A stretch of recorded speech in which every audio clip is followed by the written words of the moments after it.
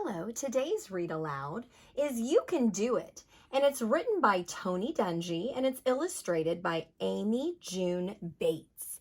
And before we read the story, I want to tell you just a little bit about the author. This month is Black History Month, so we are learning about different people throughout our country and around the world that have made a positive impact on our nation and on the world. So this book is written by Tony Dungy, and he was a former NFL player, and he was a head coach of the 2006 world champions, the Indianapolis Colts.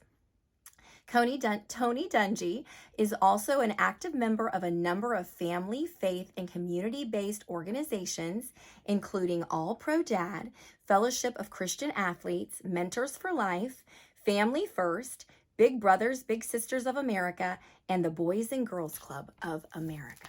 All right, let's read his story. You can do it. Tony's little brother Lyndon was having a bad day at school. To begin with, his tooth hurt a lot. And then in the middle of class, Lyndon touched his sore cheek, and he accidentally made a big loud noise that sounded like a duck quacking. Everyone started laughing at him, except his teacher, Mrs. Lee, who said his parents could expect a call tonight. All of this made it hard for Lyndon to concentrate on his lesson. Mrs. Lee went around the room asking everyone what they dreamed of being someday. When it was Lyndon's turn, he realized he was the only one who had no idea. "I don't know," he answered. "Maybe a duck." Everyone started laughing again. Lyndon liked it when he made people smile, but Mrs. Lee was not smiling. He couldn't wait until the bell rang so he could walk home with his big brother, Tony. Tony tried to cheer up Lyndon on the way home. "Hey, Lyndon, why don't you go out for a long pass, just like I taught you?" Tony called out as he pulled the football from under his arm. The ball spiraled through the air in a perfect arch and landed in Lyndon's arms with a soft thud. Lyndon waved the ball proudly. "Maybe someday I'll be as good in sports as you are," he said to Tony as they continued to walk home. Lyndon knew his brother hoped to become a football player when he grew up.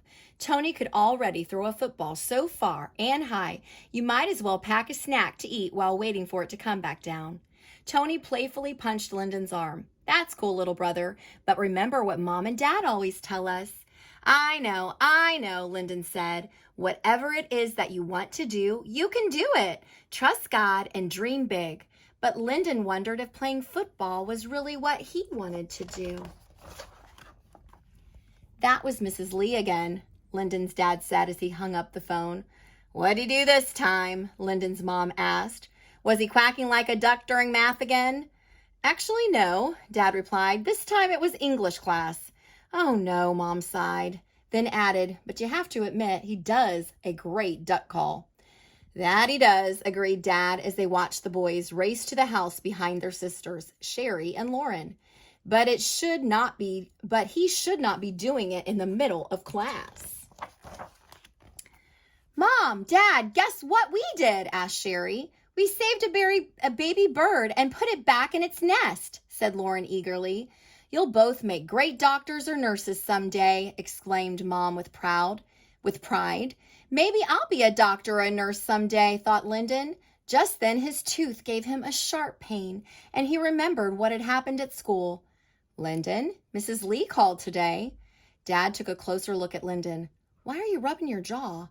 "I wasn't quacking this time, Dad. My tooth was hurting, and when I rubbed it," Lyndon pushed the side of his mouth, and out came a loud quack. Next thing I know, everybody was laughing. Lyndon turned to his mother and said, "Mom, my tooth really hurts." Mom took a closer look at Lyndon's sore tooth.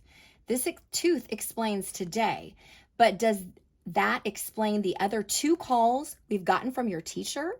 "No," said Lyndon. "I just like to make people smile." But he put his hands in his pockets and tried hard not to cry. "Besides your tooth, what's wrong, son?" asked Dad. "It's just that Tony and Sherry and Lauren know they're it, and I don't know my it." "They're it?" asked his dad. "They're it, what they dream about, what they want to be. It's like you always tell me, you can do it. Dream big. but I don't know what it is. Don't you worry about that, son. I promise you'll find your dream in your own time. For now, let's put something on that tooth to make you feel better, and we'll get you fixed up in the morning. But Dad could see that Lyndon was still feeling down. How can I make this better, he thought. How can I help Lyndon find his dream? It was Tony's turn to say the dinner prayer. That night was extra special. Dear Lord, thank you for blessing us the way you do. Thank you for food and thank you for our dreams. And God, Tony said with his head bowed and his eyes closed extra tight, please help Lyndon find his it. Amen. What are you thinking about? Tony asked, tossing a pillow across the room before bedtime. Is your tooth still hurting you? A little, answered Lyndon, but I was thinking about your prayer tonight, Tony. I trust God. I pray every day too, but I still don't know. What is my big dream? I'm not sure, Lyndon, but God knows, and one day you too will. And you will too, said Tony. But I do know one thing you will be when you grow up. Really? You do? Lyndon said anxiously. Yeah, no matter what you do, how big you get, you still will be my baby brother, Tony teased. And as my baby brother, you have to go to bed before me. Good night, Lyndon. Early the next morning, Dad and Lyndon were on their way to the dentist, but they had to make a stop at Dad's science lab first. There's something I want to show you, said Dad. Why don't you come and look in the microscope? Lyndon peered into the lens and saw squirmy squiggles and bubbling blobs. Awesome, said Lyndon with amazement. That's my it under there, said Dad with a smile. Huh? Asked Lyndon. Your it is what you love to do, and it's something God has given you the talent to do. That's what makes it so special, son. Sometimes dreams are as big as the ocean or as small as a microbe. With faith and hard work, you'll recognize your it someday. I didn't realize science was my it when I was your age. Really? So I don't have time. I still have time to figure it out? Asked Lyndon, feeling relieved. Plenty of time, answered Dad. Just keep having faith. One cavity filled and good as new, said Dr. Clark. That's it, said Lyndon with amazement and relief. That didn't hurt at all. He ran his tongue over the smooth surface now filling the top of the tooth that had been causing him so much pain. He gave Dr. Clark a big smile. That's what I like to see, said Dr. Clark. I love to make people smile. Me too, said Lyndon. You're good to go, Lyndon, unless you have some questions for me. Lyndon had lots of questions.